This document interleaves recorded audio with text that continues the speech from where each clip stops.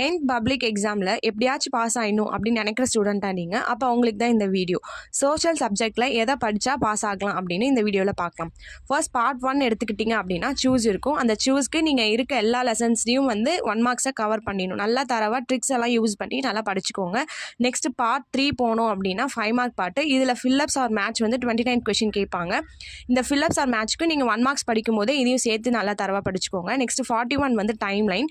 அது டைம் லைனும் உங்களுக்கு புக்கில் இருக்குது. அதையும் நல்லா தரவு பண்ணிக்கிட்டீங்க அப்படின்னா ஈஸியாகவே இந்த 5 மார்க்கை நீங்கள் அட்டன் பண்ணிடலாம்.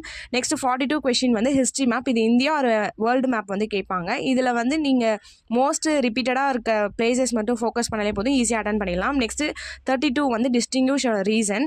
இது ஜாகிரஃபியில் மட்டும்தான் இருக்கும், அதை மட்டும் ஃபோக்கஸாக படிச்சுக்கோங்க. நெக்ஸ்ட் பார்ட் 4 எடுத்துக்கிட்டிங்க அப்படின்னா 44th கொஷின் ஜாகிரஃபி மேப். ஒன்று இந்தியாவில் கவர் பண்ணுங்கள், இல்லைனா தமிழ்நாடு கவர் பண்ணாலே போதும். இது பண்ணாலே 42 மார்க் ஈஸியாக வந்து கெயின் பண்ணிடலாம்.